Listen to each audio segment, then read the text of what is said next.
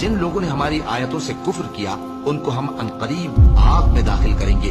जब कभी उनकी खालें गल जाएंगी तो हम उनको और खालें बदल कर देंगे ताकि हमेशा अजाब का मजा चखते रहें। वो भड़कती हुई आग है, खाल उधेड़ कर कलेजा निकाल लेने वाली।